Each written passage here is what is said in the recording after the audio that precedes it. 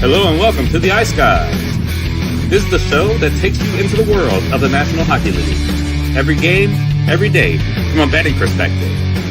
With pro sports handicappers, Ian Cameron, Alex B. Smith, and various guests from the world of hockey and sports betting. And now, here's your host, Ian Cameron.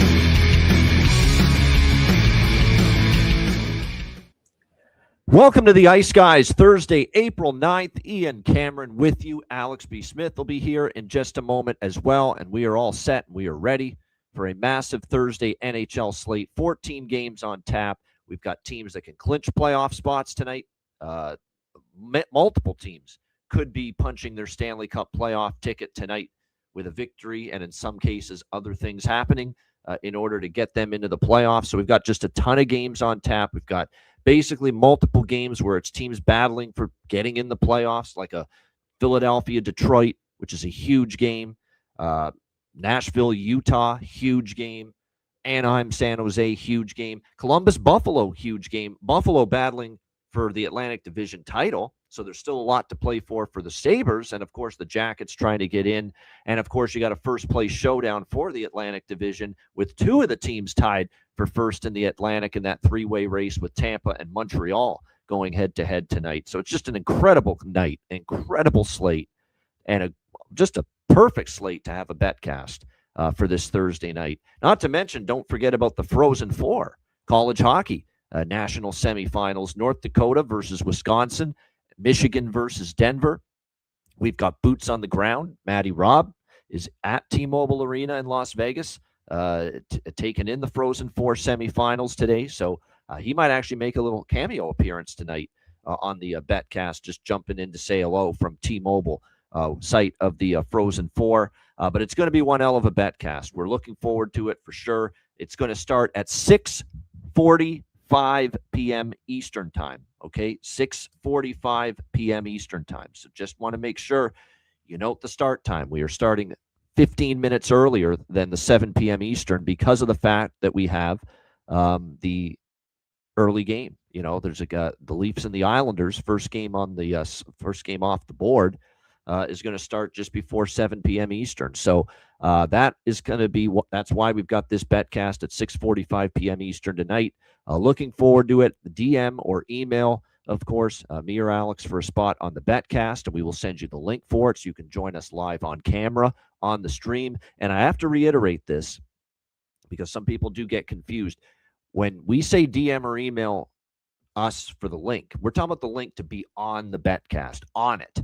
Like as in physically appear on the betcast, on screen, in front of a can. That's what we mean. Some people get it confused where the link to watch the betcast. No, the link to watch the betcast is for this one tonight because it's a free-for-all betcast. It's available on YouTube, and everyone can just go to the YouTube channel and watch the betcast. The link is to actually appear with us on the betcast on screen. So that when we say DM or email us to request the link to join the betcast, we mean to appear on it, not to watch it. Watch it, you can do that. You just go to the YouTube channel. So, again, looking forward to it, 6:45 p.m. Eastern time tonight. Great night for a betcast. Huge night in the NHL. Very much looking forward to it. Let's look back quickly on last night because we want to roll right into this Thursday card. It's 14 games, and we're going to be on quite a bit during the betcast tonight, so we'll try to keep a brisk pace with the show today. But as far as last night, Buffalo Sabres, not their best game in the first two periods. I've got to give that young Rangers team credit, though. They played with really good effort again with that youthful exuberance and that increase in, adrenaline. And they've certainly got more team speed with this younger lineup. The New York Rangers. The Buffalo Sabres are showing why they are a different version of the Buffalo Sabres this year in that third period. It was an outstanding third period. They tightened it up defensively. They only gave up one shot on goal. One. That's it to the New York Rangers in that third period, and it didn't come until about a minute and a half left in the game when they had the extra attackers. So just a phenomenal defensive effort from the Sabres, and they turn a 3-2 deficit into a 5-3 victory over the New York Rangers. We cashed a lot of bets in this game. We had the over in the first period. We had both teams to score in the first period. We had full game over 6. We did have a small piece of the draw. It's the only thing that fell short, but it was a great result. And Buffalo, because of that win, now moves ahead of Montreal and Tampa Bay for first temporarily in the Atlantic Division, though Montreal and Tampa obviously have a game in hand now on the Sabres. But a nice win for Buffalo to come back and beat the New York Rangers last night 5-2. This next game might have been the most boring, dull, snore-fest game I've seen in a long time. Washington and Toronto. There was no intensity. There was no physicality. There was no animosity. It was like two teams going for a free public skate. That's essentially what it was. Just a terrible hockey game. Washington, though, did what they had to do to keep their very faint playoff hopes alive as they got the shutout over the Toronto Maple Leafs last night, 4-0. Logan Thompson getting a shutout for the Caps, and pretty solid performance overall.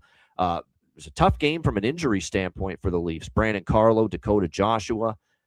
So, they got a little bit accumulated some injuries in that game, but it was just a solid workmanlike road effort from the Washington Capitals last night, getting that 4-0 shutout win against the Toronto Maple Leafs. Again, it's going to be difficult for the Capitals, but they had to have that win to have any sort of possibility to make the playoffs, and they were able to get it with that 4-0 victory. Cole Hudson's going to be good. Cole Hudson's going to be very good, Robert, no doubt, and he obviously contributed and got the empty net goal for the Capitals in that one. Very, very disappointing for the San Jose Sharks.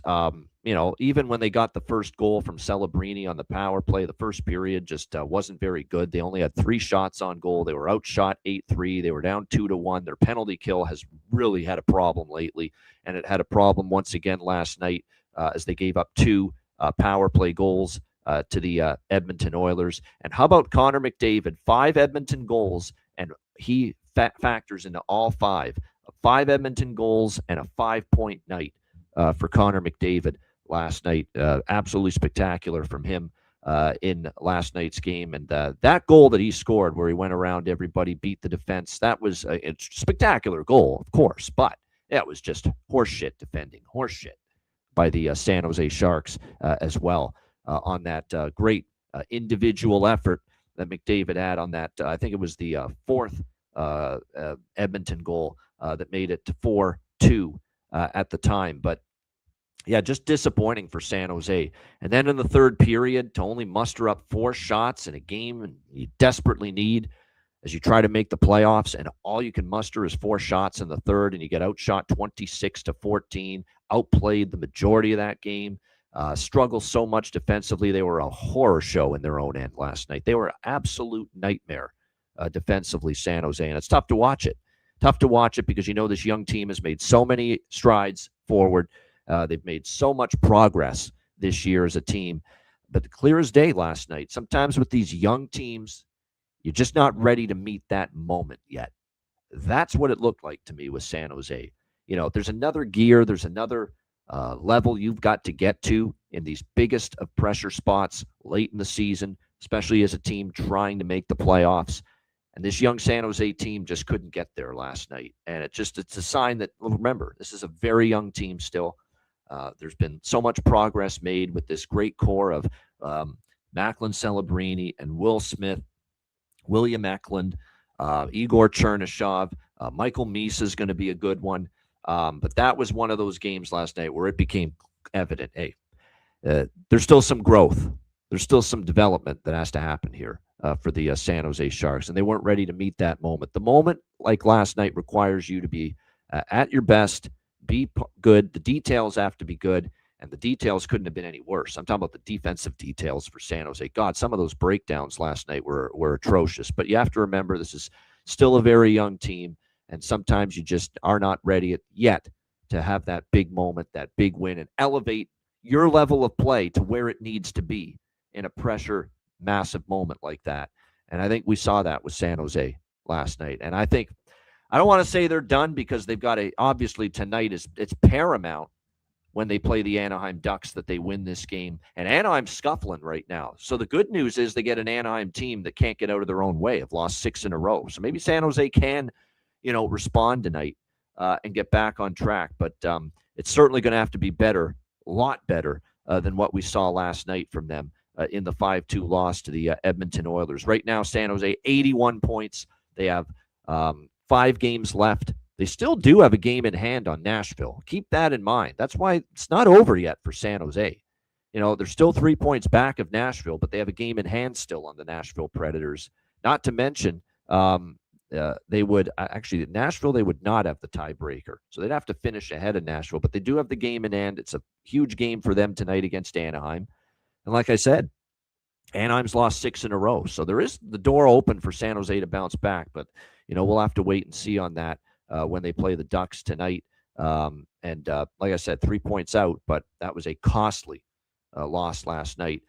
We didn't obviously cash the San Jose bets, money line and team total, but we did cash everything else. We had the first period over, a little piece of the both teams to score. And Jonathan was the one that actually kind of helped push me in this direction with that alternative first period over, 2.5, talking about how all previous meetings this year between the Oilers and Sharks had gotten to at least 3 goals.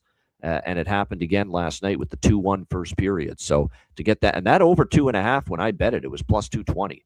That first period alternative total over 2.5. So it was great to be able to cash that one as well. The full game over hits as well. So all the totals hit, but we fell short there with San Jose. It was a great night still, though, overall. Profitable last night in the NHL, which was great to see. I thought for a minute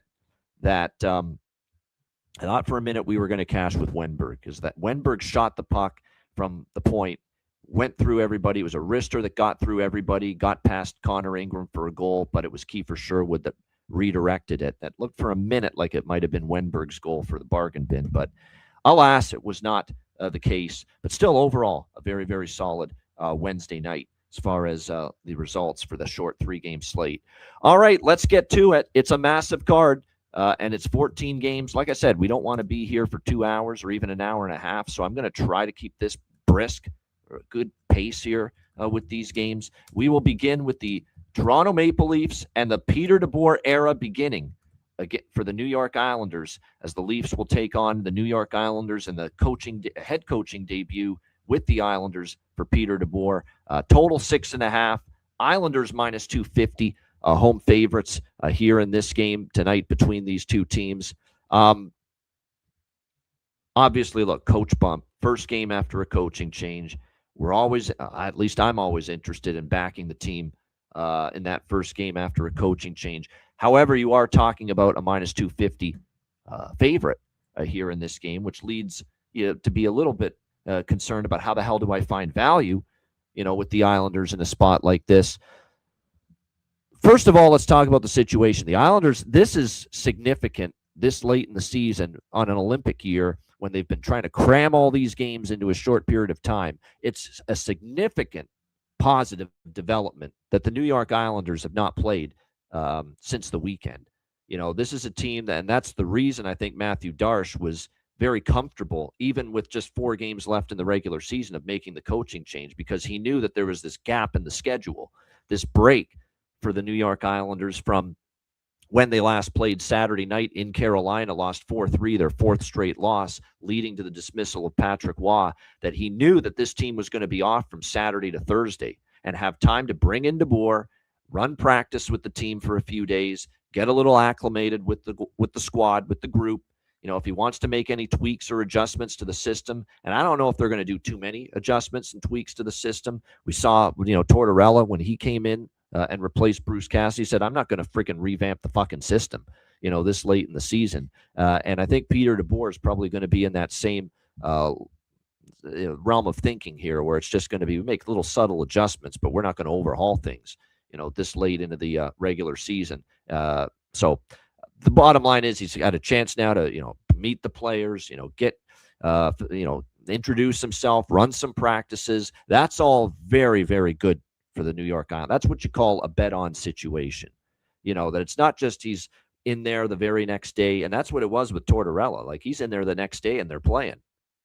DeBoer's got 3-4 days of solid, get to meet and greet everybody, run practice, talk to the players. What's your strengths? What's your weaknesses?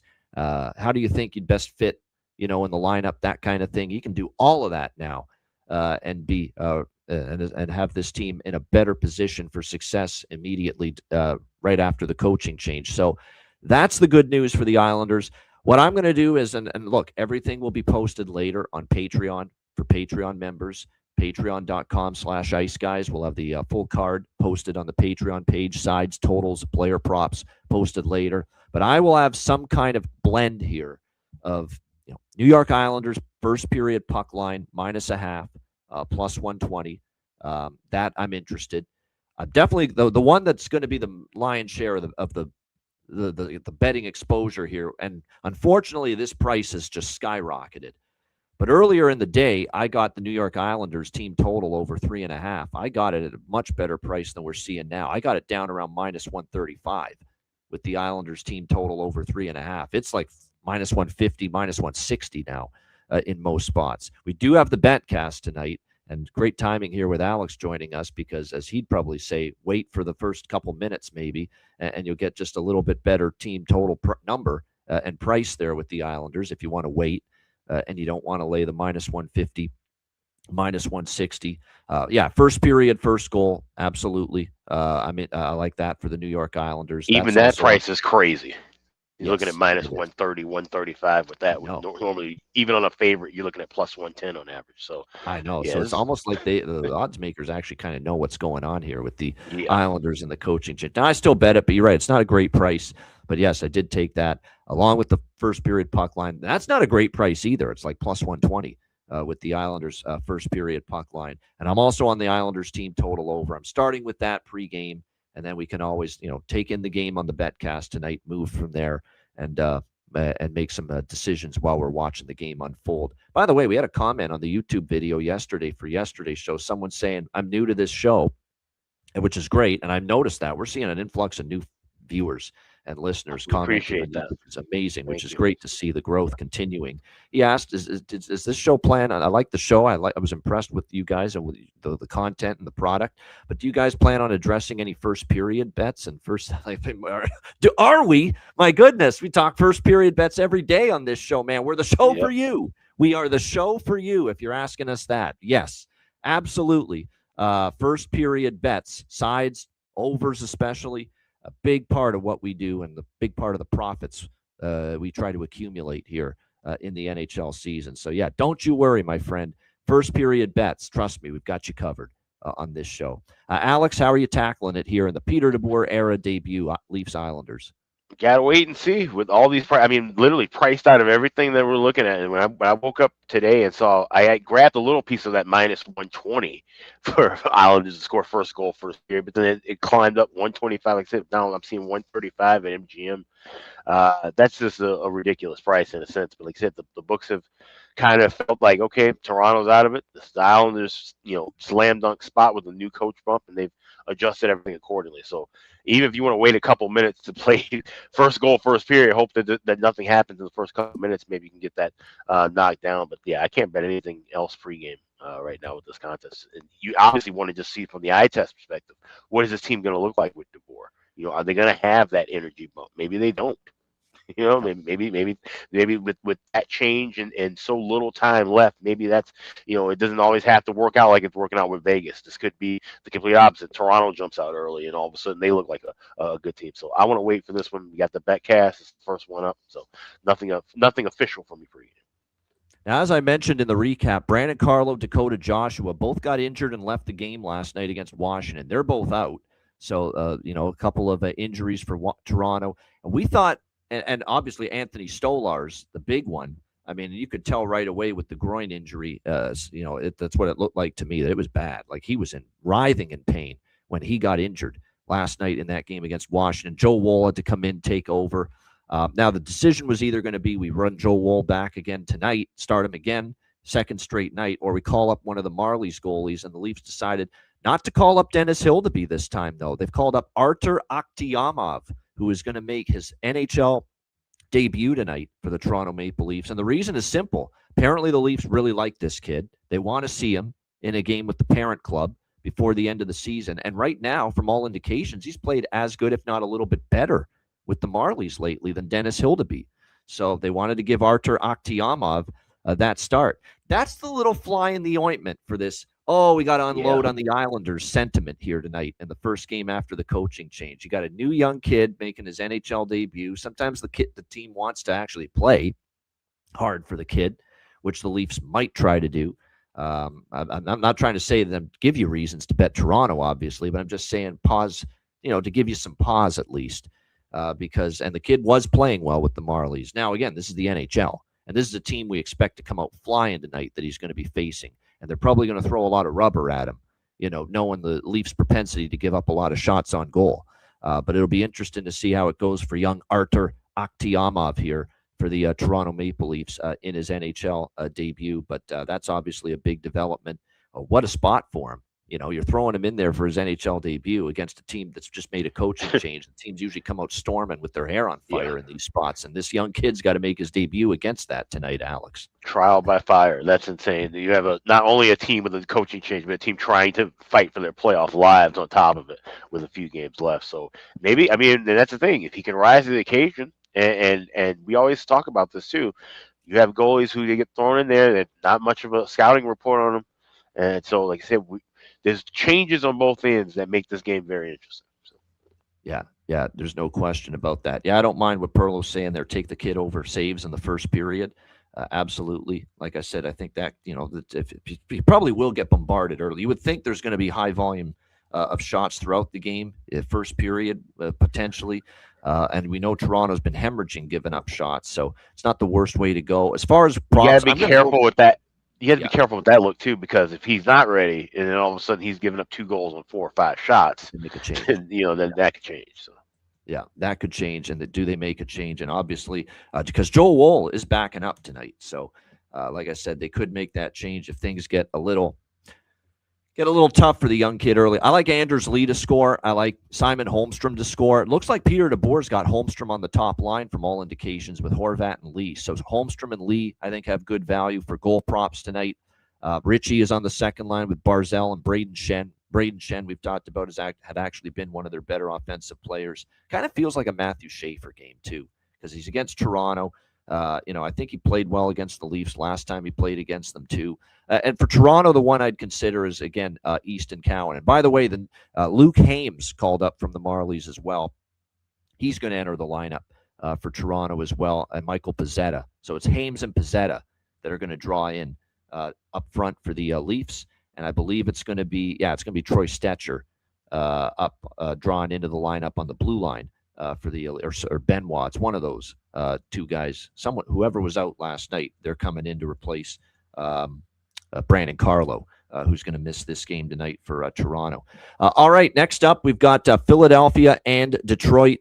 We've got -120 on the Red Wings, a slight home favorite, 6 the total here in this game. This is a team that's elevated when the pressure's gotten at its highest and its greatest versus a team that's been an ultimate choke artist when the pressure's been at its highest and its greatest. So I'm taking the team that's been elevating it themselves in these moments. Give me Philly. Philly plus 100. Give me the draw because I'm always interested in the draw bets when you're talking about these kind of games where it's 2 teams that are just battling for their playoff lives.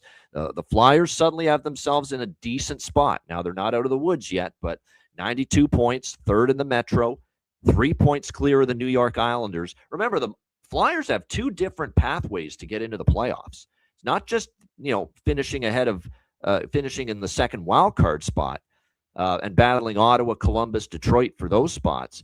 But there's also the 3rd place Metropolitan Division spot.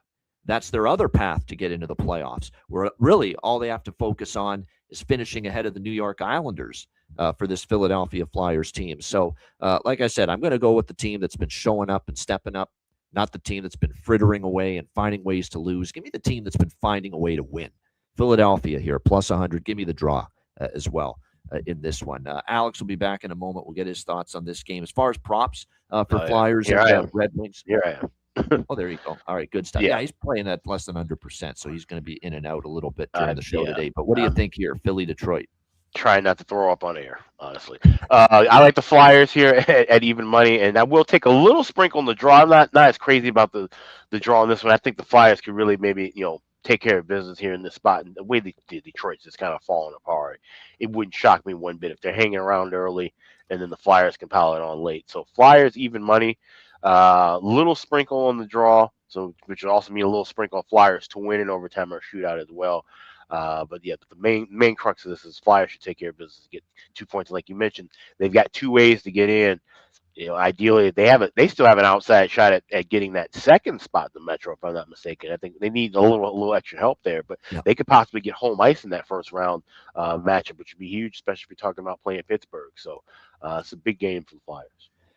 Yeah, I agree. It certainly is. I think as far as props here, Forster, Martone, Forster definitely. Forster's been great since he's been back here for the Flyers. Zegras, a great game from him. It was 2 goals from Zegras and 2 goals from Tyson Forster in the last game, the win against New Jersey. So both of those guys are feeling it right now for props. I wouldn't argue with either of those at the moment. I just didn't love at all what I saw in the dressing room for Detroit after that just brutal loss against Columbus, where they think they're going to win in regulation. They give up the Fantilli goal in the last dying seconds of the third, and they lose in that shootout. And Dylan Larkin talked to the media like he just lost a member of his family. It was a real painful scene to watch. Very, very tough scene. Like I said, it's just tough to put your money on the Detroit Red Wings after seeing that. Like, Dylan Larkin looked totally disconsolate, like inconsolable. After that game against Columbus, it felt like just that was the moment where Detroit feels like, yeah, it's probably not going to happen for us. Now, they can't totally give up. They are still only 3 points out, but like I said, how many chances have they had to win games? The Minnesota game, the Columbus game recently, and they just found ways to lose. So you can't imagine the confidence right now is high for Detroit. The fragility level is high right now with this team, not the confidence level. All right, next up, we've got this is another big game here on the slate. First place in the Atlantic. Well, they're both trailing Buffalo by 2 points now in the division. So one of these teams will move back into a first-place tie with the Buffalo Sabres for top spot in the Atlantic. Tampa Bay, Montreal, got Tampa Bay minus 120, road favorites. The total here sitting at 6.5 across the board in this game. Look, it's been a rough road trip here for the Tampa Bay Lightning. It started against Buffalo, and they lose 4-2 to the Sabres. They play the very, very desperate Ottawa Senators on a back-to-back.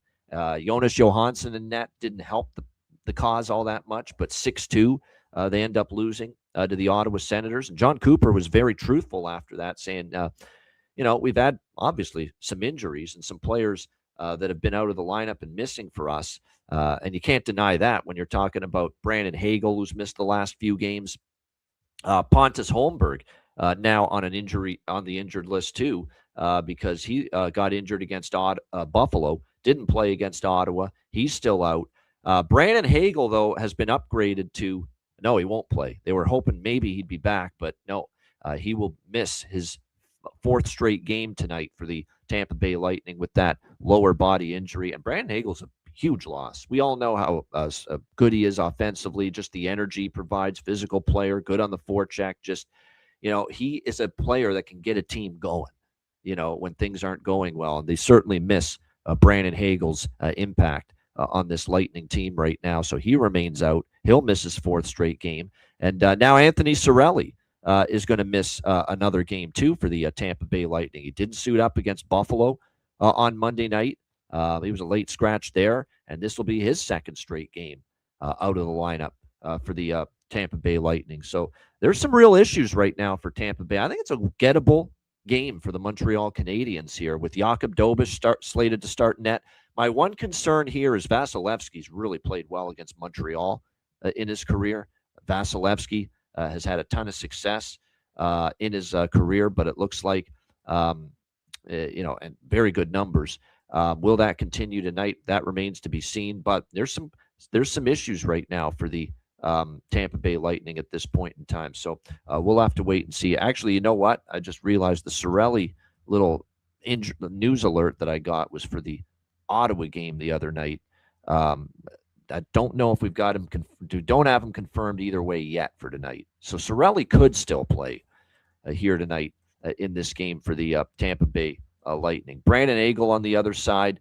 We'll have to wait and see, but it's not looking overly optimistic. Actually, he hasn't even been ruled out yet completely. So it's actually both of them GTDs, it looks like, with Cirelli and with Cirelli is in, according to Dave Mishkin knows. No one would know better than him. The always entertaining radio voice of the Tampa Bay Lightning. Cirelli's in. So Cirelli's in, Hagel's out. So there you go. That's the latest update on that. Either way, it doesn't really impact things. I could only look at the Habs here. I like the place is going to be rocking. Yeah. They've been playing good hockey. Other than that flat spot, that tough spot off the road trip against Jersey, other than that, they've been getting the job done, this Montreal team. So I'll take a small shot with them. It's not going to be one of my bigger bets on the card, but give me Montreal here, plus 100 in this one. Alex, what do you think? Tampa Bay, Montreal. Yeah, these are all smaller looks, but I like the Habs here at even money. I'm Cole Caulfield at even money to get his 50th goal. I know some people have kind of jumped off of that train, but I think he can get that tonight. And I will parlay the two at plus 195 over at FanDuel. Habs win with a Cole Caulfield goal as well. And a little lean on that first period over. Of course, since we have the bet cast, no reason to lay 135 and wait for that in game. But this is one where I think, like I said, that Habs, that crowd at Bell Center just gets louder and louder and louder. I might take a shot with them first goal, first period as well. I see plus 130. Might wait for that a little bit in game.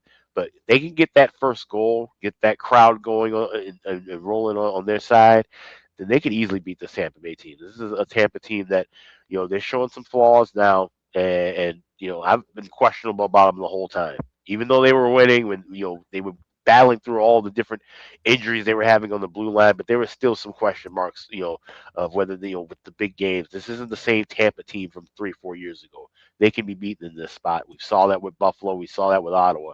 And as far as I'm concerned, I think Montreal is certainly a better team than Ottawa and just as good as Buffalo. So give me the Habs here, money line, and that will be on Cole Caulfield to get his 50th tonight. And I'm also going to be on because he's starting to score for the Habs, Ivan Demidov, and you're getting him north of plus 300 to score. Former, Corey Perry, of course, Tampa Bay Lightning.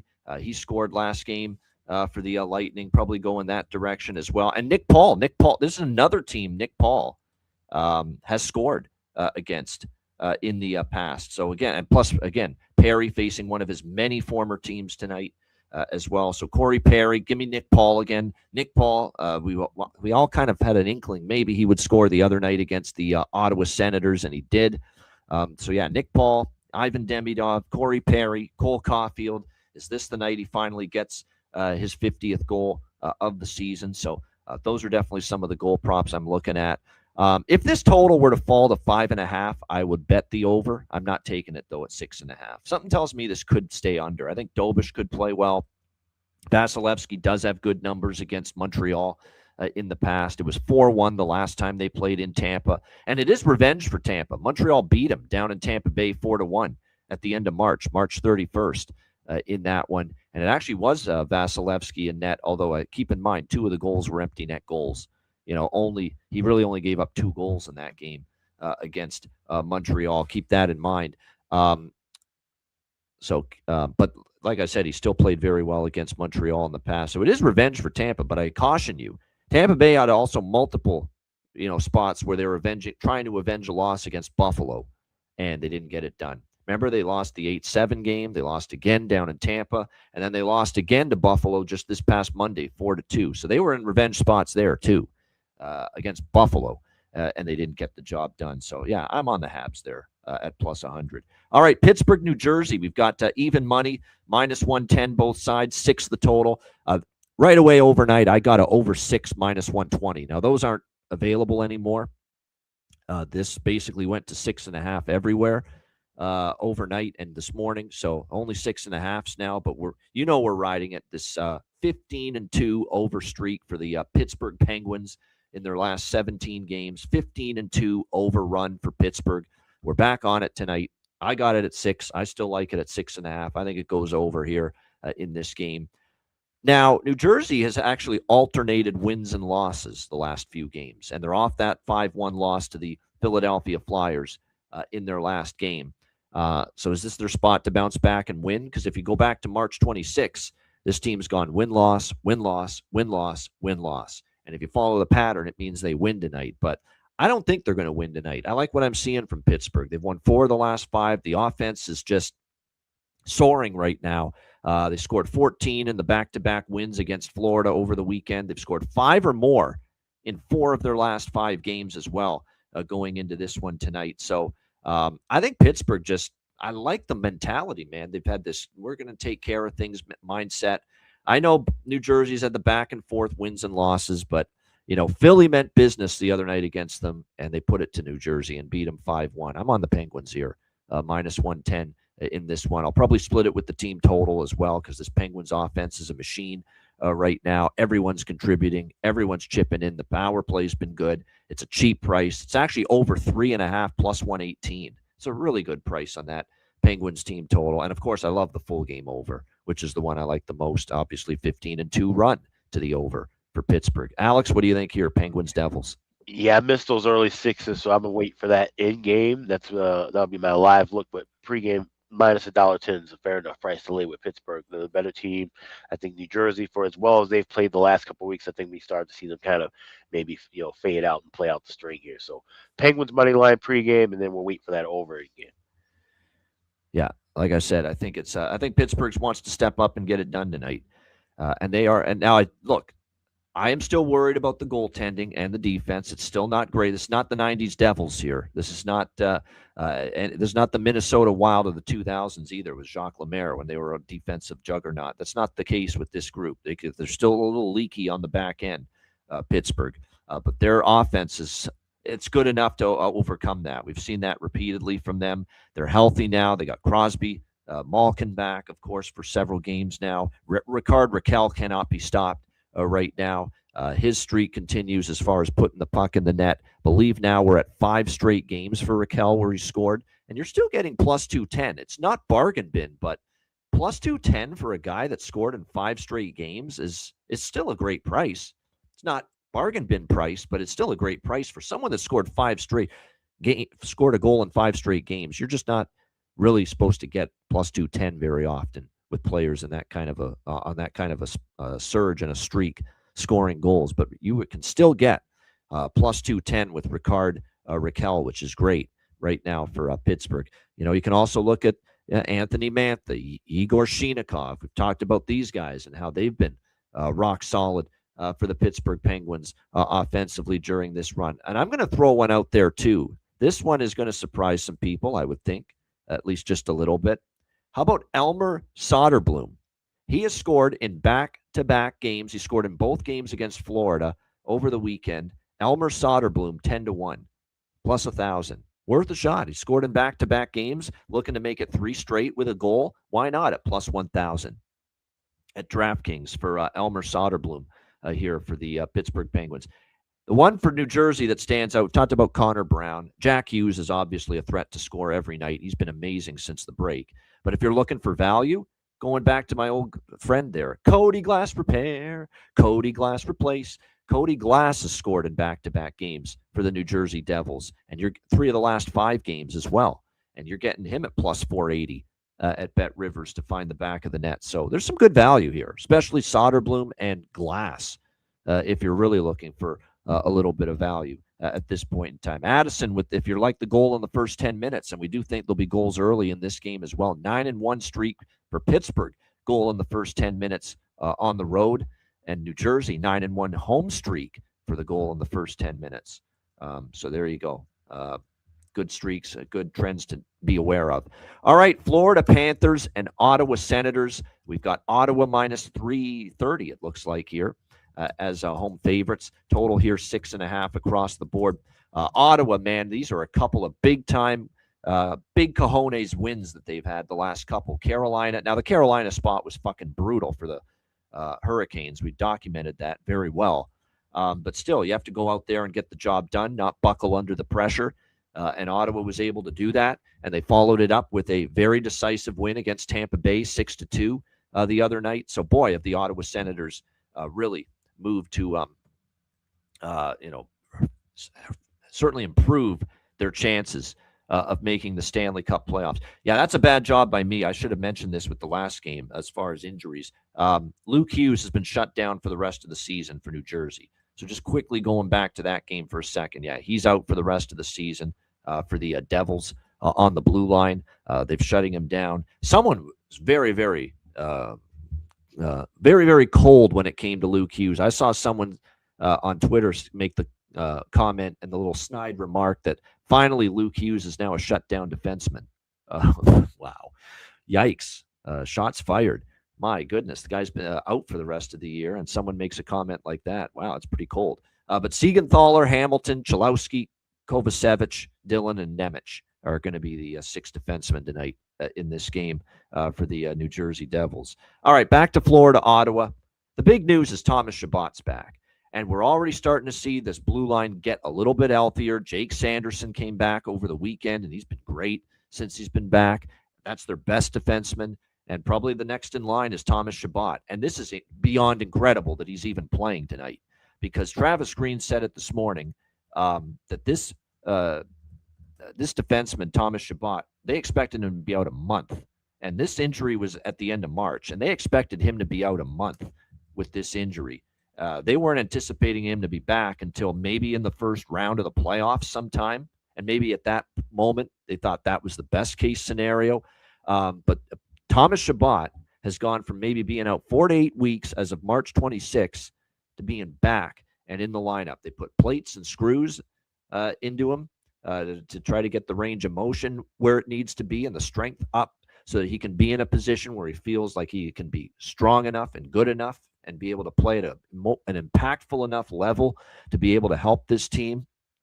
But it was a great quote here from him saying, you know, we got it moving pretty early, and obviously the first couple of days you feel kind of rough, obviously with the plates and screws he's talking about, Thomas Chabot. A couple days after you feel like you get more range and strength, now we're at the point where everybody feels comfortable. There's nothing really holding me back. So I thought, I want to go back out there and play hockey and help this team. What a warrior. We know these players are warriors. We're not splitting the atom figuring that one out. But this is some kind of will, guts, and toughness that we're seeing right now from Thomas Chabot. He says, I'm going to play come hell or high water, put those damn plates and screws in me. I'm going to be ready to rock here. I want to help us get into the playoffs. That is some kind of mentality these guys have. And meanwhile, NBA player Joel Embiid tonight, little illness, little runny nose, and he's out tonight. Like, you can't even script that shit. That's complete and utter nonsense, that what I'm seeing in that other league compared to what we're seeing with these tough as fuck, tough pricks that we see play in the NHL. Unbelievable. Joel Embiid's got a little head issue, and now he's out. Little cold or flu, whatever it is. He can't even play tonight. So, like I said, it's not even shocking anymore. But yeah, we always marvel at just how these players in this sport are just so damn tough. And we're seeing that right now with Thomas Chabot.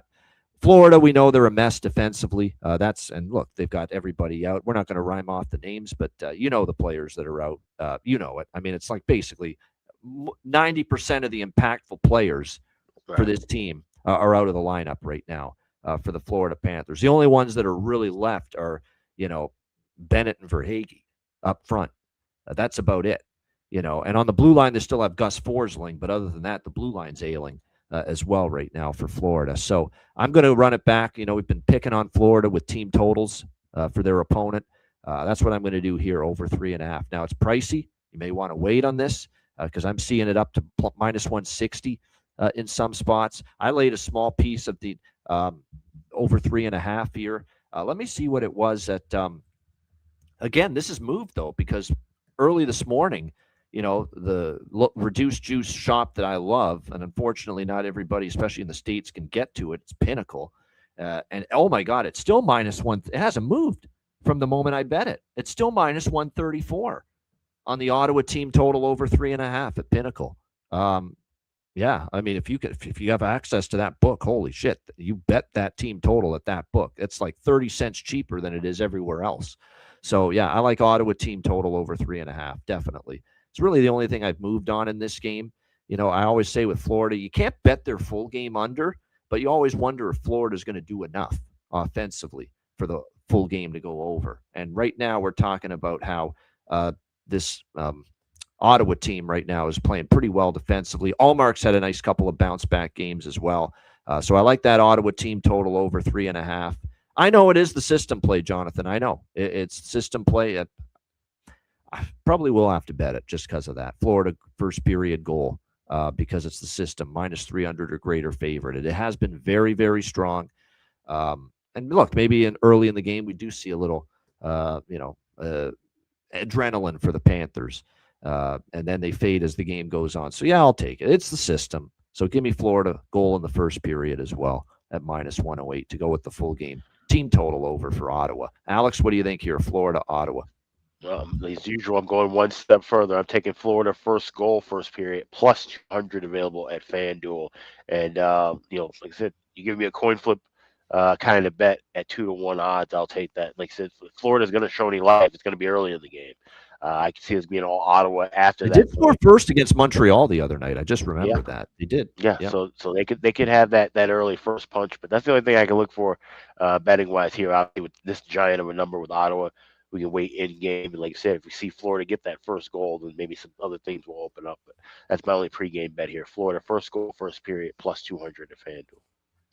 Yep. So, yeah, I think it probably should be betting first period both teams to score. Because if I think Florida's going to score in the first period, or we think Florida's got a chance to score in the first, there's probably a good chance it's 1-1, because I think Ottawa probably gets on the board early too. So that first period both teams to score at plus money is probably a good bet here as well. As far as goal props here for Florida and Ottawa, Timmy Stützle, goals in back-to-back. Carter Verhaeghe, one of the guys keeping the offense afloat for Florida, he scored in back-to-back games. Shane Pinto has scored in back-to-back games for the Ottawa Senators. Keep an eye on Cole Reinhardt, too. This guy has chipped in a little bit of late for the Sens as well. A defenseman getting involved in the goal scoring against Tampa Bay. Jake Sanderson, he had an unbelievable game. And Jordan Spence. Yeah, Jordan Spence, and he had a gorgeous goal. What a read it was, too, to jump into the play on that 2-on-1. I think he scored the very first goal that night against Tampa. Yes, it was the first goal against Tampa Bay the other night. Jordan Spence. And Jim Hiller couldn't even find it in his damn brain of his, that pea brain of his, to give the guy more than 4 minutes of ice time in a Stanley Cup playoff series last year. That's why he's looking for work right now. But that's another story. But, yeah, Jordan Spence, that was a great goal the other night for Ottawa. Boy, has he really stepped up, as far as his play. Jordan Spence, man, with the injuries on the D, I give that kid a lot of credit. He has played way more minutes, big minutes, against best players on the other team. And here he is elevating his play for the Ottawa Senators. And another one bites the dust. Another one slips through the cracks for the LA Kings as far as someone that used to be on their team and is no longer and is thriving elsewhere. Goaltending, Allmark and Bobrovsky. It is back to goalie Bob here tonight. Sergei Bobrovsky in net for the Florida Panthers. And by the way, it's Stuart Skinner and Jake Allen. Forgot to mention that. Those are the goalies in the Pittsburgh, New Jersey game. All right, we move on now. Next up to Columbus, Buffalo. -120. Home favorites here, the Sabres. They're on a back-to-back, so rest advantage for Columbus. The total here sitting at 6 in some spots, 6.5 at others. So shop around, see if you can find the best number out there. Definitely like the draw, 100%. These teams are in their own race. Buffalo for first in the Atlantic, Columbus just to get in the second wild card, and I guess you could say third in the Metro as well. But I think it's still going to be tough to catch Philly at this point for that spot. But it's still, mathematically within reach here for the Columbus Blue Jackets. But I like this draw here for sure. It's my favorite look on this game. We'll see as far as the total. Columbus is one of those teams where it could go either way with them. But it's Jack Greaves in net for the Blue Jackets. Rick Bowness said we're going to keep going with him for that. And look, we know he's been a little bit better this year than Elvis Merzlikins, so that makes sense. He was in net for the win against Detroit that snapped the losing streak, so that makes sense. You're still without Severson, Voronkov, and Olivier for the Blue Jackets entering this game. It is back-to-back for Buffalo, so I expect Alex Lyon to get this starting spot here after it was UPL last night for the Buffalo Sabres. We'll see if it is indeed Lyon, but it's not been confirmed yet. That is something worth noting. And as far as I know, he left yesterday's skate with a lower body issue. It was a tweak. So keep that in mind. He wasn't going to play against the Rangers yesterday. It was going to be UPL. It was UPL. Keep in mind, Buffalo still has their third goalie, Colton Ellis, up with the team. So there's a possibility that Colton Ellis, could end up getting this start if Lyon's not feeling good enough to go. And Lyon hasn't been great lately either. He's lost his last 3. There you go. Jonathan's got it for us. Lyon has not been good lately. That's why UPL has won the starting job in my mind for the playoffs. But whether it's Lyon or whether it's Ellis, that probably gives Columbus a shot here tonight because they're certainly playing with their utmost desperation. They can't afford. There's very little, if any, margin or room for error right now for Columbus. So we'll see. We'll see how this game starts. I'm leaning Jackets here. I am, but Buffalo's still trying to win the division. They're at home. The building's been electric. Key Bank Center the last handful of games. So I'm not that excited to bet against Buffalo. But if I had to choose a side, I would lean slightly to Columbus here. I like the draw first and foremost. As far as props go for the Jackets and the Sabres tonight, Zucker, back-to-back games with a goal. Alex Tuch, back-to-back games with a goal. I would look at maybe, Ryan McLeod scored last night. Zach Benson started to chip in a little bit lately for the Buffalo Sabres as well. On the Columbus side, I still think with Fantilli expected to still be with Sillinger and Kent Johnson, that there is some pretty decent value with Sillinger and Kent Johnson. And Charlie Coyle is closing in on a milestone goal number as well. He's one of the milestone players to be aware of, Charlie Coyle. So his goal prop, might be worth a shot here tonight as well. And I know Mikey in our group chat doing God's work here, putting all the player goal milestone numbers there for all of us to see. And Coyle's at 18 goals. So he's looking to get 2 more to get to 20 on the season. So Charlie Coyle could be someone worth a shot here in this one. But Alex, anything here for you, Jackets and Sabres? Yeah, this is a draw that I like as well. Like I said, with both teams obviously just needing points in there, kind of in their own lane, their own races. A little lean to Buffalo because, like I said, this is obviously with them trying to grab a division title, being at home. I think they could maybe get a little bit of a spark. Once again, that's another building that has gotten much louder over the last few games at home. But this is one where obviously we have the live betcast tonight. I'll be looking and waiting for that first period over, but I will be pregame on both teams to score in this one. I see plus 164 over at FanDuel. So I think we see some goals here early, but slight lean here with Buffalo on the side, but I do like to draw. All right, good stuff. Winnipeg, St. Louis. We've got even money, minus 110 both sides, 5.5 the total. Pretty much everything I've got pregame here is props. Side or total, I got nothing really. I don't know where the Blues headspace is at right now as far as this game goes. You're talking, that's a good point about Jonathan's making about the Jackets. They are on a mini little first period overrun, 6-1, 10-3. This could be first period over, maybe a little first period both teams to score could be worth a look there in that Jackets Sabres game too. That could be a nice first period both teams to score candidate. Columbus and Buffalo, then maybe it slows down a little. That's what the way Buffalo games have been. They've slowed down later in games sometimes after all the goals early. So that might be a good BTTS first period look there in Buffalo. This game I got maybe it's lean to the draw, but this is not my favorite draw because if you're the Blues, because Winnipeg's ahead of you, if you go to overtime, you're only going to pick up 1 point on Winnipeg, and you've still got to worry about them too. Is that really going to benefit you? Is that really going to be beneficial to you? So that's why I don't feel great about this draw. I don't know where St. Louis is at after getting beaten soundly by Colorado. That could have taken any last little hint of belief out of the equation for them making the playoffs. And Winnipeg can still get in, and Winnipeg's in at least a little better spot than St. Louis. So, I'm just passing on the side. This actually, you don't hear me utter the word under very often, but I have a feeling this could be a little bit of a lower scoring, tighter checking kind of game tonight. But props are all I've got here in this game. I look at Thomas, because he continues to be just terrific for the Blues as far as goal props are concerned. 4 straight games with a goal for him. Look in that direction. We always hint that maybe Snuggerud and or Holloway are worth a shot as well. Kyle Connor heating up at the right time. Goals in back-to-back games. But that's probably my favorite bet on the game is Robert Thomas to score 4 straight that he has found the back of the net. Alex, what do you think here? Winnipeg, St. Louis. This game's a pass for me. Yeah, that's kind of we're simpatico on this one. I think it's difficult to really get a read on it, but we'll have it on the betcast tonight, and we'll be able to see. And if we see anything that stands out, be able to move on something live. All right, Carolina, Chicago. Carolina minus 220, road favorite, 6.5 the total here in this one.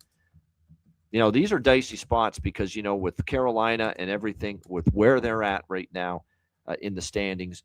they're not ever a team this late in the year that I'm going to be interested in, winning, laying a price like this with or endorsing as a favorite, in this kind of range. Obviously, with the 6-5 victory in overtime against Boston on Tuesday night, that clinched their fourth Metropolitan Division title in the last 6 seasons. So, where are they at tonight? Is their focus going to be there? There is still number one. There's still number one seed still up for grabs here for Carolina. They've got 106 points. 104 Buffalo, and then Tampa Bay and Montreal both have 102. But how much does number one seed in the overall in the Eastern Conference matter? Especially when you just clinch the division, which was the big goal. It should for them. Yeah. You look at Carolina, and once you get to the Eastern Conference Finals, you figure out how to play hockey. Maybe you want to get home ice. That's true. With your struggles in the conference finals, and many of them you haven't had home ice in that series, that is something maybe to keep in mind, that maybe you should have it here this time around. As far as the goaltenders for this game, it's Hellebuck Binnington, by the way. No surprise, Jets and Blues. This game, I don't think we have anything confirmed. We have Spencer Knight confirmed. There we go. We do have Spencer Knight confirmed for Chicago. I think Freddie Anderson will be in net for Carolina. They haven't projected to start, but again, that's not confirmed at this point in time. There is one thing I'm going to jump in on. I don't know about winning the game, but you're coming off the division title win. Just a crazy game, too, at home against Boston. Give me Chicago first goal, first period. Give me that tonight. I think that's the look. Chicago may be early. Carolina is still, I think, as the game goes on, they're going to control the flow, control puck possession, keep the puck away from Chicago for much of that game. This game, that's what they do. But I think early, maybe Chicago can jump them after they clinched the other night. So Chicago first goal, first period is the only move for me pregame. Alex, what do you think? Carolina, Chicago. Yeah, I like Chicago first period goal minus 122, as well as that first goal, first period look plus 175. Carolina did call up a couple of guys from the Wolves, so I'm sure you'll see some Wolves jerseys in the crowd like you always do whenever the Wolves affiliate play the Blackhawks. But this is definitely, I can see a spot where the Hawks can jump out early, even though they're back home after a long road trip. Usually, we're looking to take the team against in that spot. But I think, like I said, with Carolina clinching everything, calling guys up, this could be kind of a laid back. Who knows? They were in town a little early. Maybe they went out last night.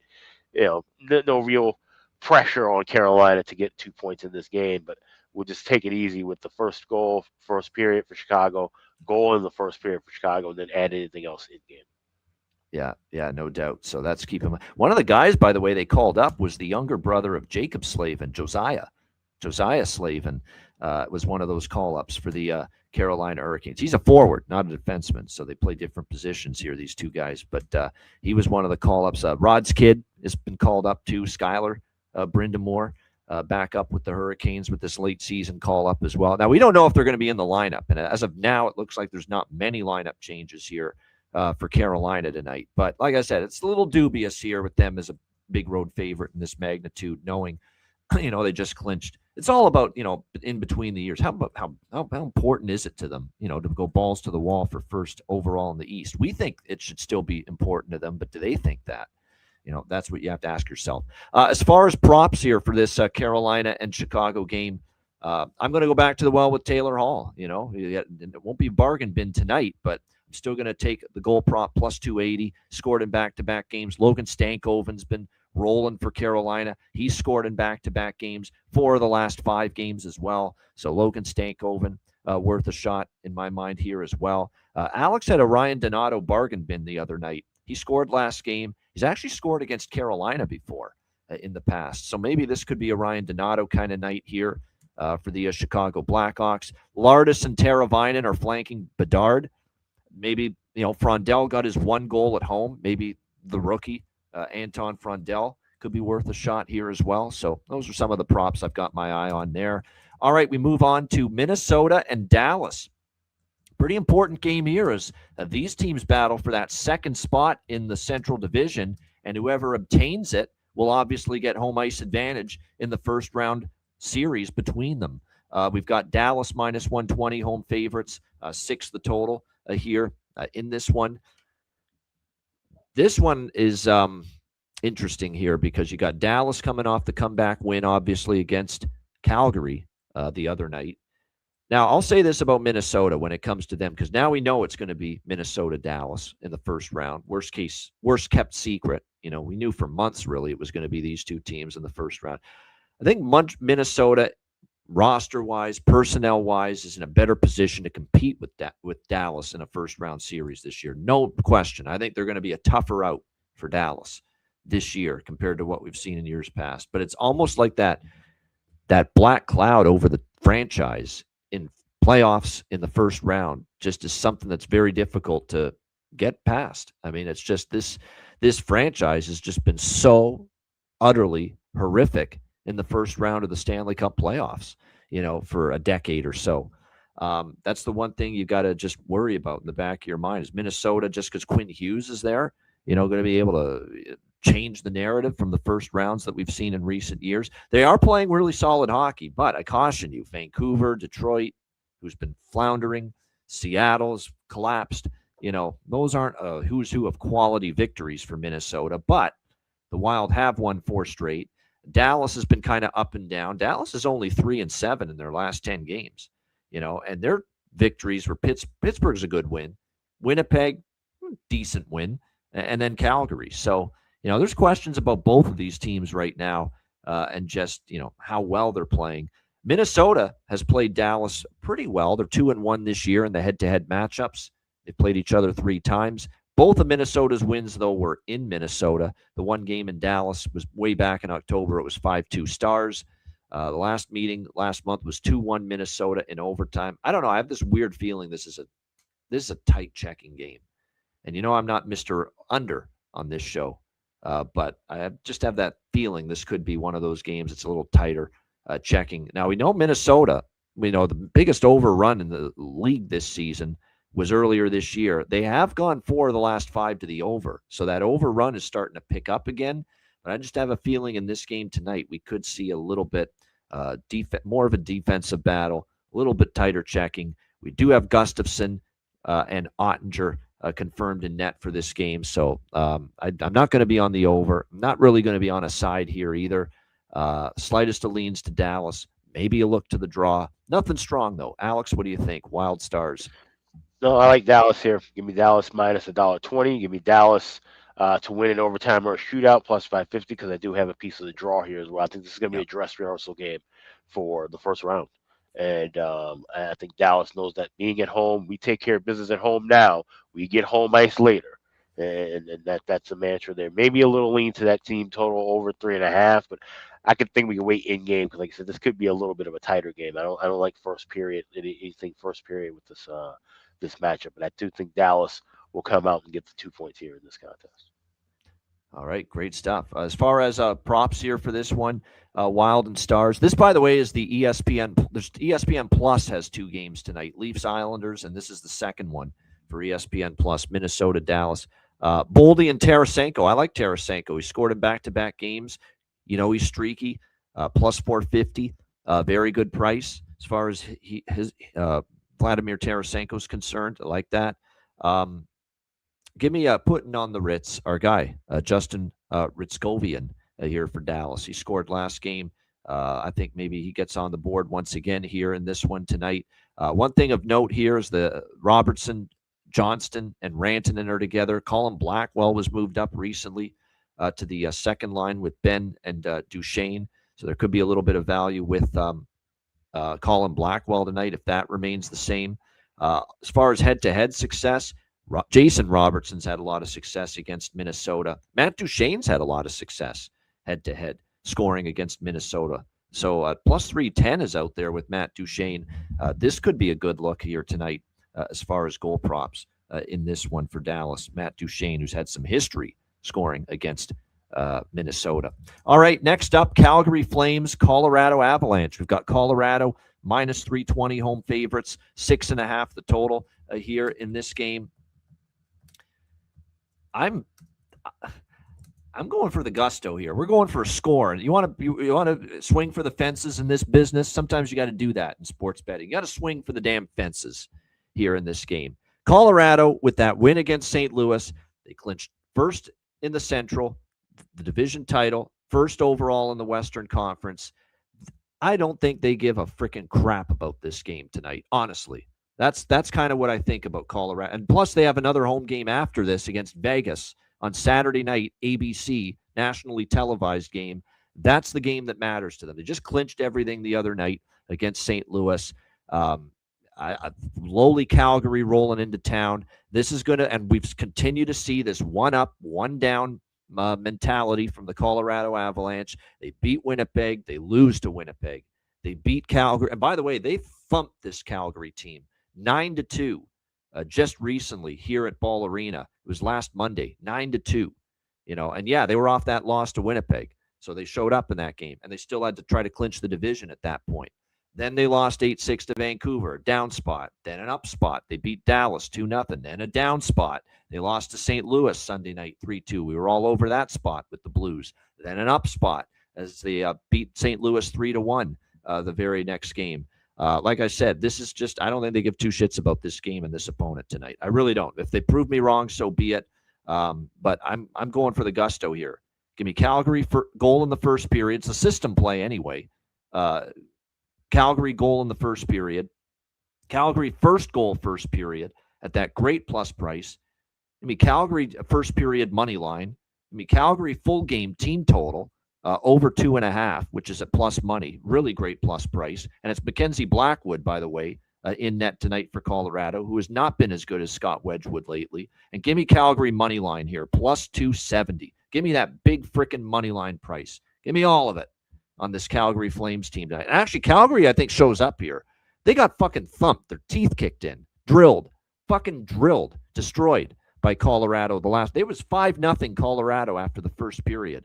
The last time Calgary was in this building 10 days ago. I think Calgary shows up tonight.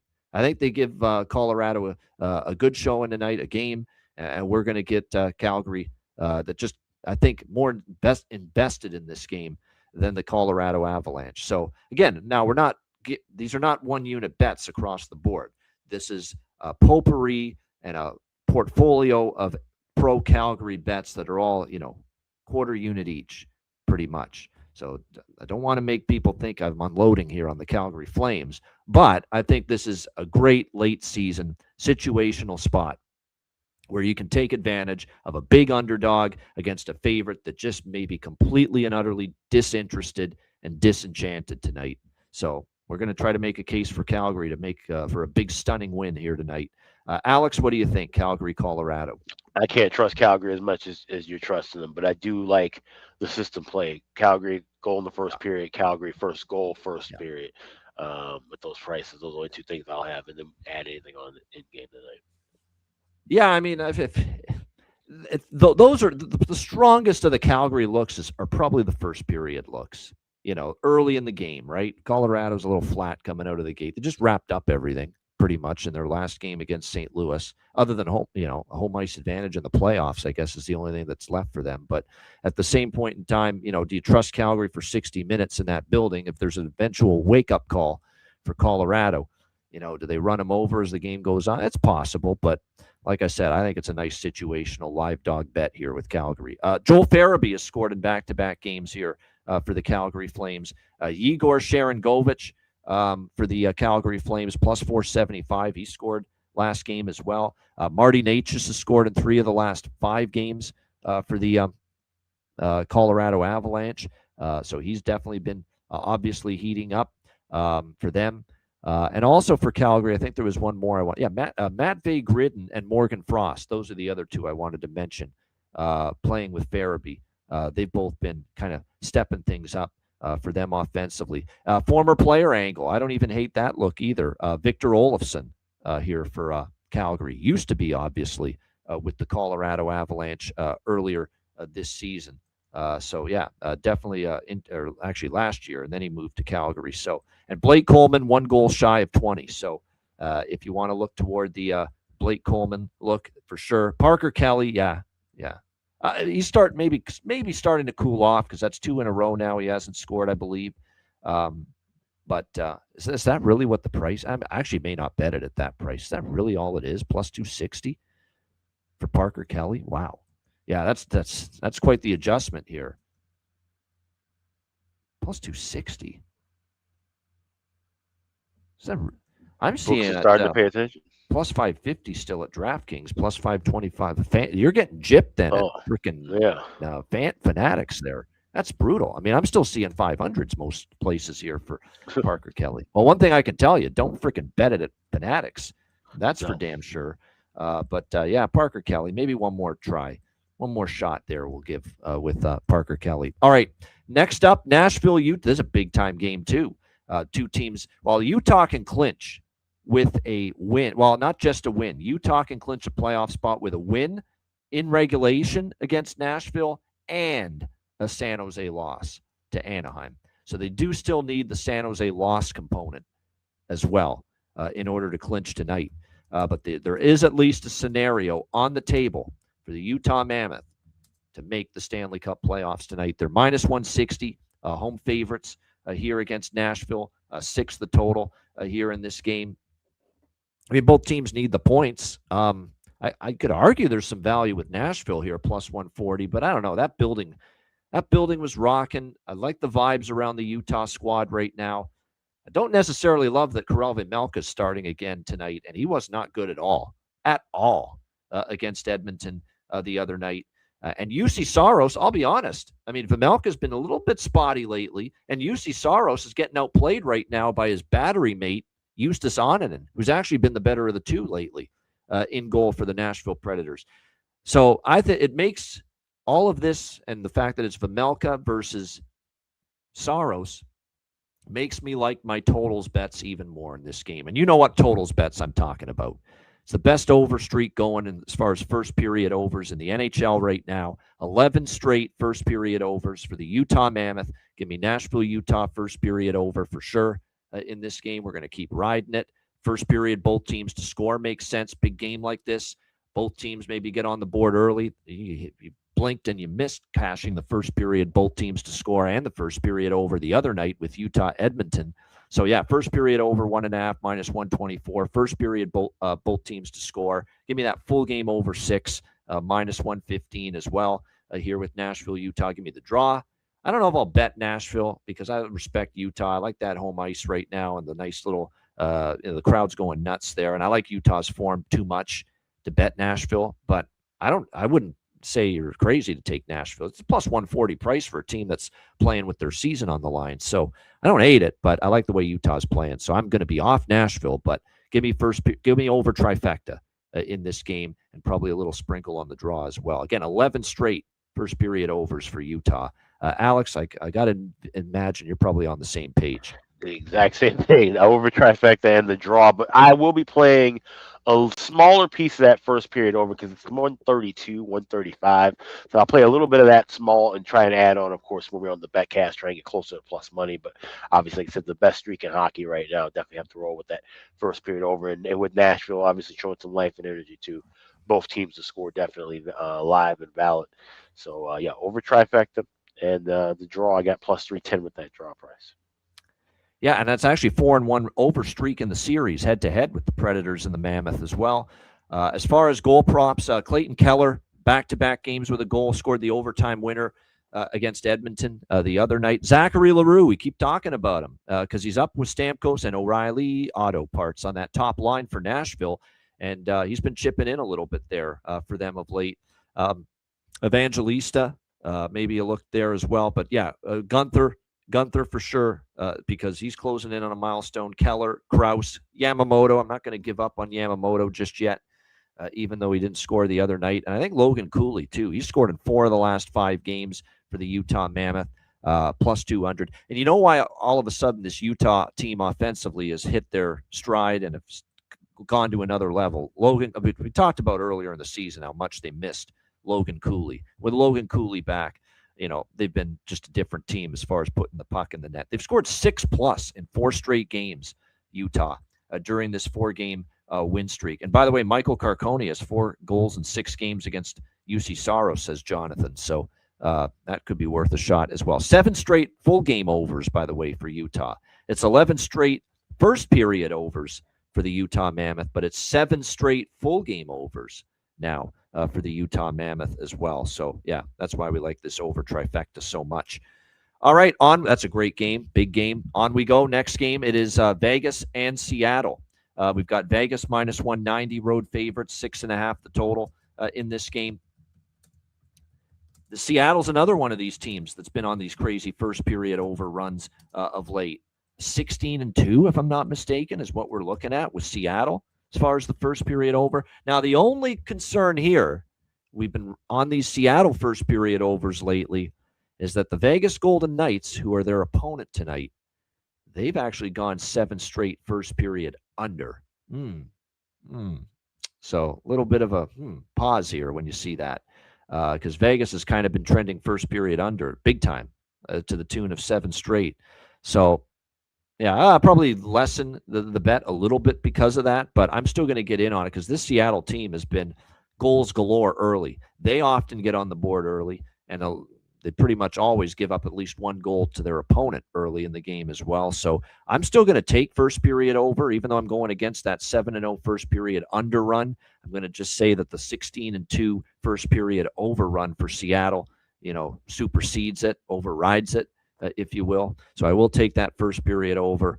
I'll probably wait for the game to begin and look for live looks. I mean, I'm not touching Vegas at this price, but I don't want any part of Seattle. Not zero. We're done with it. We're not betting Seattle. There will not be another penny of Ian Cameron on the Seattle Kraken the rest of this season with what I've seen. Not to mention they're off the road trip, first game home, and that's never a easy spot. Alex, what do you think here? Vegas, Seattle. That cash game, wait for the first period over to drop down the plus money and then take a shot. But like I said, obviously that Seattle trend, that does, I would say, supersede Vegas's run of unders in the first period a little bit. And with how messy Seattle is, like I said, back home, this could be 2-0 Vegas in the blink of an eye. So maybe a goal in the first 5 minutes to kind of just secure ourselves with some kind of profit in case we can't wait long enough to get that plus money with the first period over. They let me down with it against Vancouver. I was actually very surprised they only scored 2 goals against Vancouver, but Topo Chico played well, and he did. He actually played a really solid game. They kind of missed on some opportunities.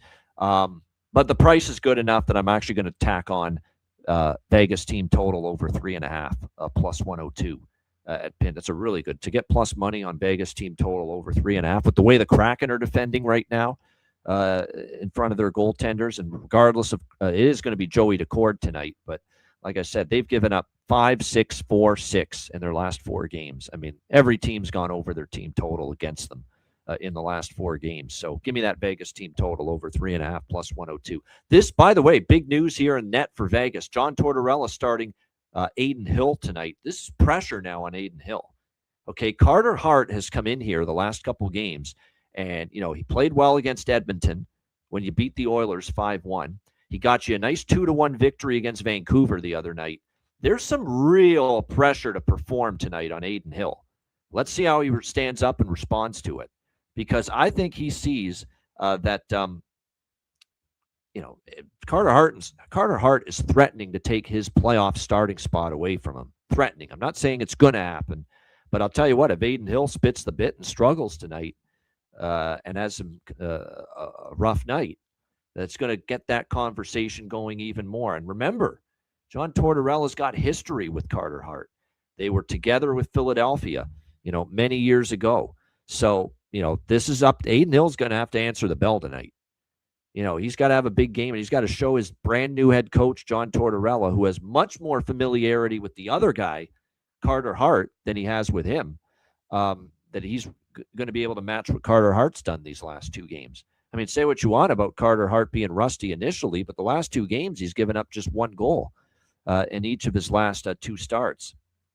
So, again, we'll see how it goes, but it's a big moment here tonight for Adin Hill. Like, if he wants to have starting duty in the Stanley Cup playoffs, this is important that he plays well tonight against this moribund Seattle team that's collapsed here down the stretch. All right, next up, we've got San Jose, Anaheim. We've got Anaheim minus 170, home favorites. Total here, 6.5 across the board in this game tonight.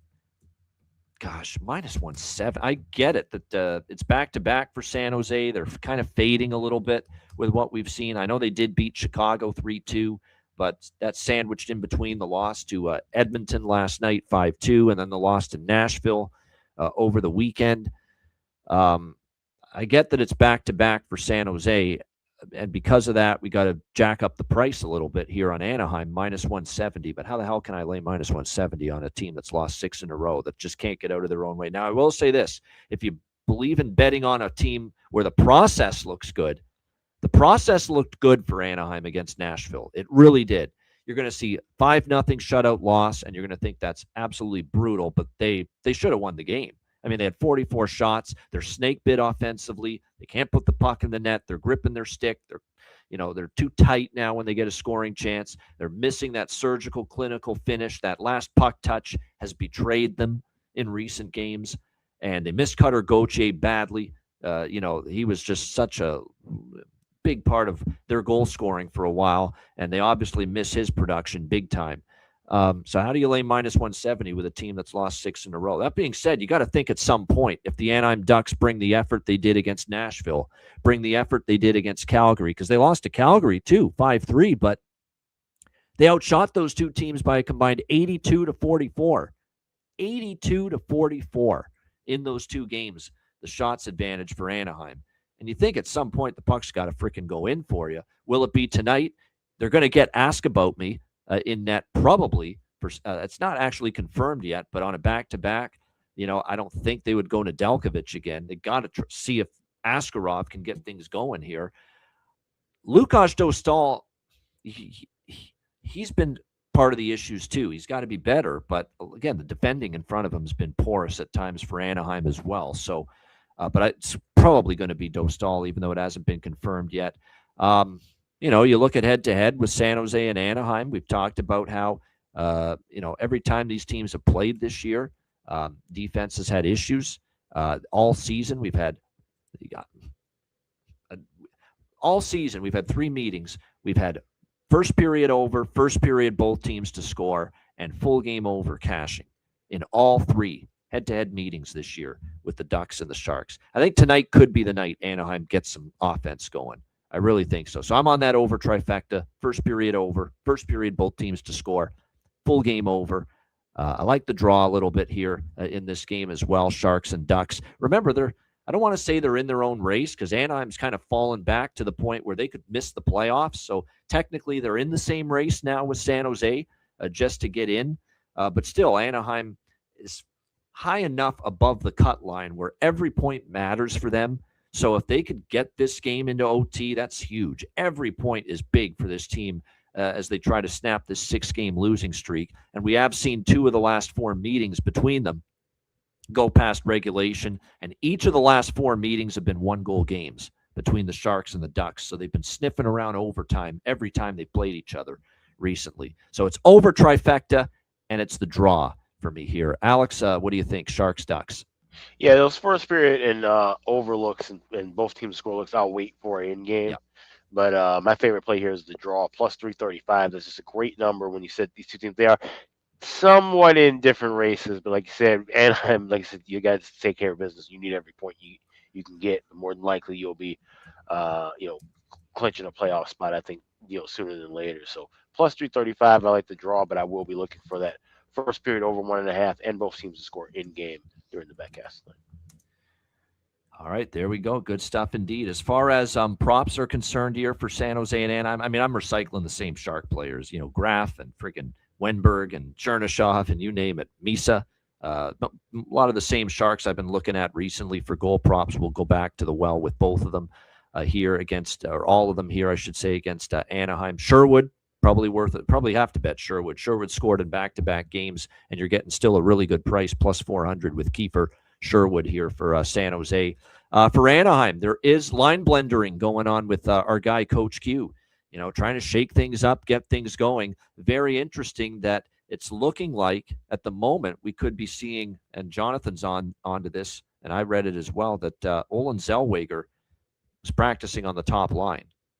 So that's a very interesting move. And Olen Zellweger, it's actually, like I said, it's a fascinating experiment here that he's attempting here, because Olen Zellweger, as we know, is a defenseman. So, and here they are going to not only experiment with him as a forward, but maybe on the top line as well. But he's got those kind of instincts. They're looking to do something, spark them offensively, to get the puck to go in for this Anaheim team. So I don't mind it. And certainly when you're talking about value, it's not going to be represented in his goal prop tonight that he's playing on the top line or could be playing on the top line here for Anaheim tonight. Olin Zellweger upwards of plus 650. Find the back. Yeah. Probably got to take it. It was Joe Quenneville who solidified the decision years and years ago to move a young man named Dustin Byfuglien off of the blue line and up to the forward role. And that paid out pretty well for the Hawks, and it paid out pretty well for his career too. So maybe I don't know if it's obviously it's a short-term move for Zellweger, of course, because of Cutter Gauthier's absence. But like I said, he has the talent enough where it might be a decent look. Yeah, like I said, Mason McTavish been quiet lately. What's Frank Petrano done lately? Like, these are guys that have been catalysts at times offensively in the past. Michael Granlund's cooled off of late. Troy Terry's been a little bit quiet the last couple games as well. So these are some of the guys they need to get going. Can't be Leo Carlsson every night. Can't be some of these other guys. They need some of these other guys to get going a little bit offensively. And we saw it. Cutter Gauthier was amazing and was carrying the team a little bit offensively, and they've just fallen off dramatically with their production since he's been injured. So it's all about the other guys stepping up here. And like I said, at the moment we've got Askarov and Dostal projected. All right, next up, final game of this massive card, Vancouver, Los Angeles. We got the Kings minus 270 home favorites, 6 the total here in this game. You remember that great song in the 80s from, of course, he's from where Alex is living right now, Minnesota. Let's go crazy. Let's go crazy. Da-na-na-na. Let's get nuts. Da-na-na-na. Give me those Vancouver Canucks plus 220 in this game. I don't fucking trust the LA Kings in a pressure moment. I don't. And I know they beat Nashville the other night in a shootout. And I know they beat Toronto the night before that, 7-6. This is the spot LA, so typical of LA to lose tonight in a spot like this. It really would be. It really would be. Now, Vancouver was pretty ugly in the last game against Vegas. That was pretty rough. Could barely get to 10 shots on goal in that game against the Golden Knights at home. That's concerning. But I know LA King hockey. And LA King hockey the last few years, it's never freaking easy. Especially this year's group with everything that's gone on. And how many times have we seen this with LA in the big home favorite spot, laying a big price at home and spit the bit? It's happened before, multiple times this year, multiple times. And this is big pressure on them. Vancouver's loose as a goose. Vancouver's also a team that rolled into Colorado just recently and beat Colorado 8-6 in Denver last week. So I'm telling you, any given moment, these Canucks, for as bad as miserable a season as they've had, can roll up on you and surprise you. So give me that money line with Vancouver. Give me that first period goal for the Vancouver Canucks, which it's not quite at the system because you got to be minus 300 or greater favorite. But give me Vancouver goal in the first period. Vancouver first goal, first period will be a little smaller bet, but the first goal in the first period I really like for Vancouver. And I'm going to sprinkle on that money line, plus 220, because I could see. Don't come to Ian Cameron and say, oh, could you believe this, Ian? Kings lost to the Vancouver Canucks 4-3 in a game they had to have. And I'll say, no, I'm not shocked. I could clearly see something like that happening. Don't anybody come to me later tonight and say if they lose 4-3 LA to this Vancouver team that they're shocked. I wouldn't be. Not at all. I think this is going to be a scary game here for the Los Angeles Kings, even though they need it desperately. We'll see if I'm right. Alex, what do you think here? Canucks Kings. Only thing I can get to here is first goal, first period for Vancouver, plus 190. That's a good look. Anything else we can look for live? Like I say, yeah, this is definitely a spot where the Kings usually shit the bed. Laying 270 against a team that they should absolutely put the screws to. No way I trust LA in this spot. By the way, the last 2 times, actually, let's go further. Last 3 times, Canucks versus Kings in LA, Vancouver's 2-1. Their last 3 visits to LA, and 2 of the 3 have gone past regular. So give me that draw too here with Vancouver and Los Angeles. I'm definitely going to add that draw as well upon seeing that. So you got to get a little innovative at this time of year. You got to take some dog shots tonight. And I know there's going to be people thinking, Ian, gosh, Calgary and Vancouver, you like these teams? You're endorsing these teams tonight? It's all late season situationals. Pressure can be immense for mediocre teams.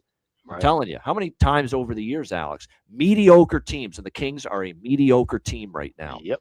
You know, how many times have we seen them spit the bit in these pressure spots, especially at home, and the building gets tight? You know, if this is tied or a close game late, and you make that mistake, and the other team, and Vancouver comes in, they're not good, Vancouver, but they're loose as a goose, house money, nothing to lose. I'm telling you, man, it's not going to shock me at all if Vancouver's in this game and wins it. And you made a great point too about the buildings being tight, teams being tight, and if you get that bad team, that Vancouver, Calgary gets that first goal, then that takes a little bit of the air out of the building. Something we talk about in the playoffs. It's kind of that same format. You if you're a team favorite in this spot, you got to take care of business. You need to jump on things early. If not, you go down a goal. That doubt starts to creep in a little bit. Certainly for a team like LA, wouldn't shock me at all if they go down 1-0. The air gets out of that building. A little bit of doubt creeps in, and all of a sudden this is a wide open game.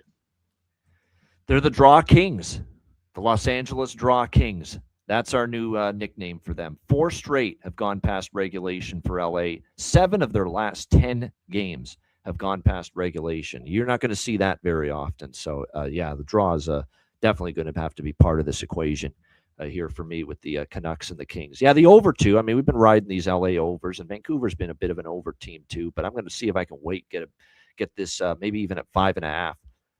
During the betcast tonight.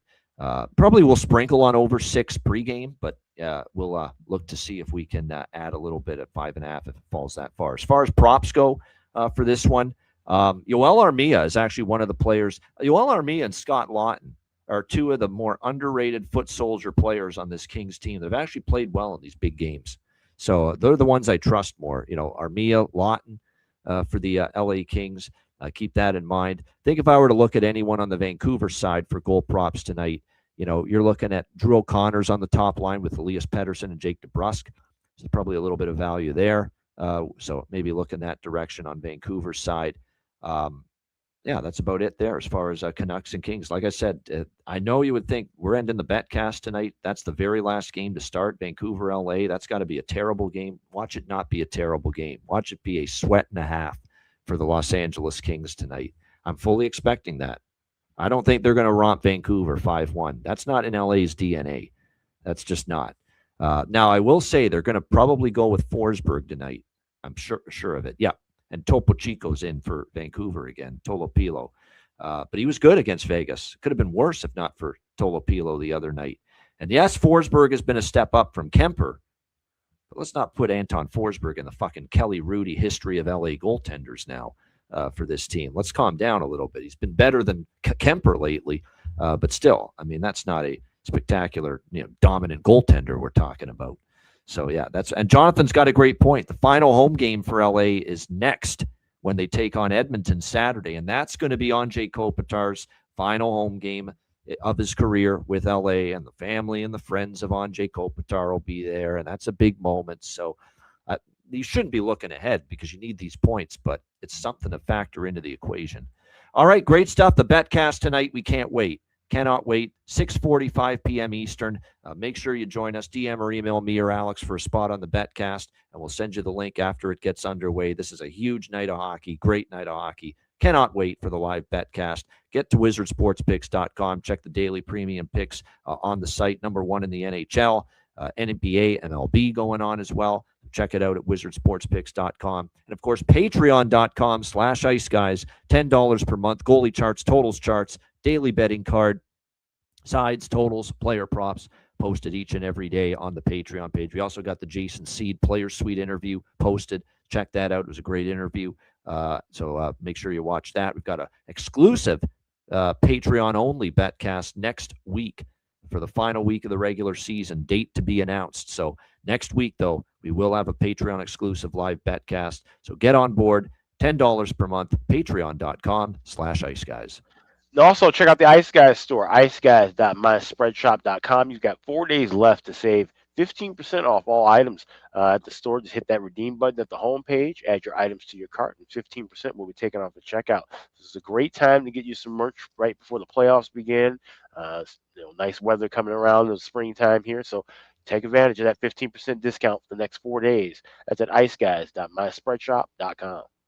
All right, bargain bin special of the night and best bets coming up right after we hear from our great Ice Guy sponsors.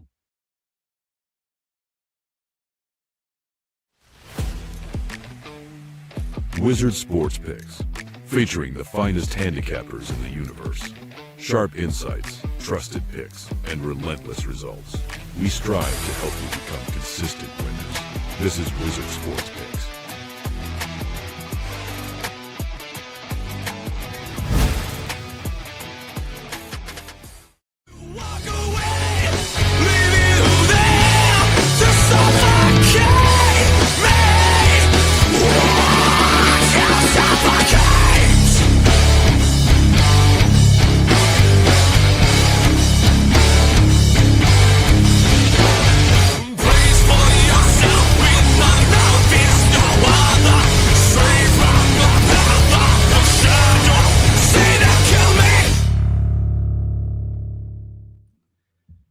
All right, it is time for Bargain Bin Special of the night for this Thursday night. I mentioned it earlier. I thought I had it for a second there with Wenberg last night, who ripped that shot from the point, a wrister, got through everybody, but it was a tip by Sherwood on that San Jose goal last night. But we'll see if we can get a bargain bin or two in the mix tonight. Alex, we'll start with you. Bargain Bin Special of the night. Yeah, I got a pair of them. First, we'll start with that Columbus-Buffalo game, big-time game there. And you mentioned Charlie Coyle needing 2 goals to get to 20. I think he gets at least 1 on the board tonight, so we're going to go with anytime goal plus 340. That'll be my first bargain bin special, Charlie Coyle, anytime goal scorer. Second one, we go to that Chicago-Carolina game. Another guy who's been skating and getting some great chances on that second line, Ilya Mikheyev. You can get him anytime goal scorer plus 500 over at FanDuel for the Hawks. So that'll be my second bargain bin special tonight. All right, good stuff. Liking both of those for Alex with a bargain bin special here on this Thursday night NHL card. Bargain bin special of the night for me, my first one, in a game that I think this could be a sneaky live dog, the Calgary Flames, and I'm going to go with Joel Farabee, who has scored in back-to-back games for the Calgary Flames. Plus 460 is the best price out there with Joel Farabee for the Calgary Flames.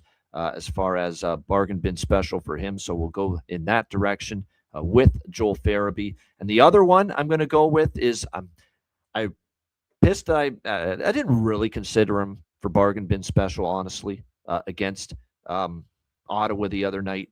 But there's just teams this guy scores against. Toronto's one, Ottawa's one, and this Montreal team is one. Nick Paul, Tampa Bay, plus 440. Best price out there. So Nick Paul, Tampa Bay, plus 440, and Joel Farabee for Calgary, plus 460 for my 2 bargain bin specials here for this Thursday night. All right, best bets. Another 2-0 best bet. I think that's back-to-back days with 2-0 best bet sweeps for Alex and I. We'll see if we can give you another here tonight. Alex, what do you got for best bet? Let's go with Montreal to beat Tampa Bay at home and the huge clash in the Atlantic Division at even money. I think that's a solid spot to give me Blue, Blanc, and Rouge money line plus 100 here. Montreal, that's my best bet for tonight. There we go. We're one step closer to getting Alex to sing that little song there, Bleu, Blanc, and Rouge. Saying, you actually uttering the words Bleu, Blanc. If they win, you know what? Here, if they win the first round of the playoffs, I'll sing it. There we go. All right. Yeah. I'll learn it and sing it. That great rendition there on Francais, which it's great, by the way. You can tell it's from the 80s when you hear it, too. Oh, yeah. But yeah, no doubt. It's great. I always love hearing a little Bleu, Blanc, Rouge. But that's not my best bet here for this Thursday night. Best bet for me, we're just going to keep it pretty straightforward on this big card. Give me Nashville, Utah. First period over 1.5, minus 125. It's one of the best streaks going in the NHL. 11 straight first period overs. Let's see if we can make it 12 straight for the Utah Mammoth. Nashville, Utah, over 1.5, minus 130 in the first period for my best bet here for this Thursday NHL card. Shout out to everyone in the chat. Hit the like button. We appreciate it very much and excited for this huge card. The Betcast tonight, 6:45 p.m. Eastern. And the Frozen Four, we will keep our eye on that as well throughout the course of the night. So looking forward to seeing all of you later tonight. A reminder, the Ice Guys is live 7 days a week, Monday to Friday, 2 p.m. Eastern, Saturday, Sunday, noon Eastern. If you can't watch the show live, download the Ice Guys podcast in audio form on all major podcast platforms. Google Podcasts, Apple Podcasts, Spotify, Stitcher, iHeartRadio, Amazon Music, and more. Download the Ice Guys podcast when you can't watch the show live. No show tomorrow, by the way. Glad I remembered to say that. No show tomorrow because there's no games tomorrow. So we will be back Saturday for our next edition of the show after tonight's BetCast. For Alex P. Smith, I'm Ian Cameron. We'll see you in a few hours for the BetCast and our next daily show Saturday, noon Eastern, right here on the Ice Guys.